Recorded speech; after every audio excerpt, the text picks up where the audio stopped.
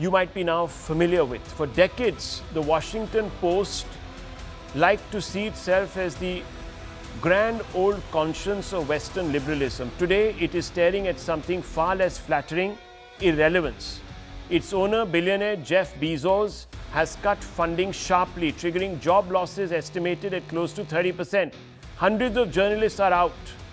Inside the newsroom, the mood has been described as funereal.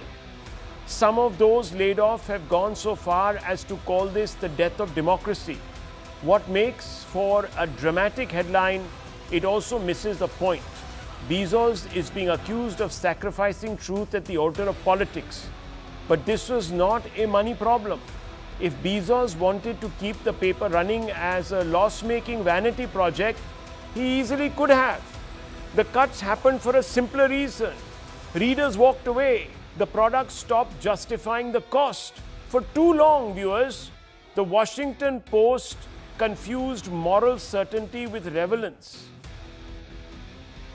Advocacy replaced reporting, activism passed off as journalism, and the editors failed to notice that the world outside their ideological bubble had changed.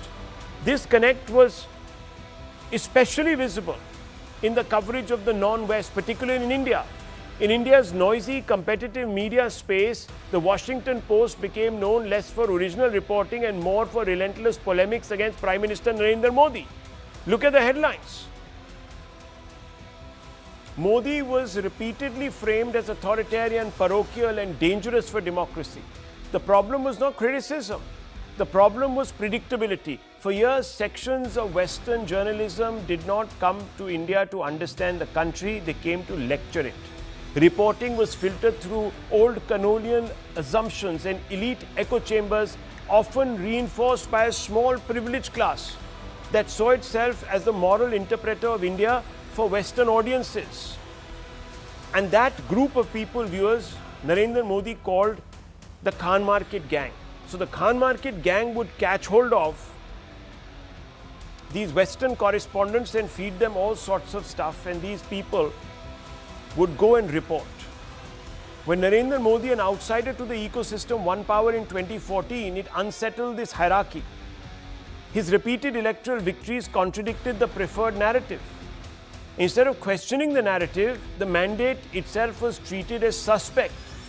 Kashmir, the Delhi riots, farm protests, CAA, NRC, everything was pushed into the same authoritarian frame, saying that, oh, Modi is quashing people's freedoms. Readers began to notice this. They saw the spin and they disengaged. Perhaps that is what finally happened, not just in India, but back home in America too. Journalism that mistakes ideology for insight and superiority for substance cannot expect unlimited support, even viewers from a billionaire like Jeff Bezos. And that's why the Washington Post is finding itself struggling, staring at the edge of a precipice. I leave it at this, viewers. Thank you for watching.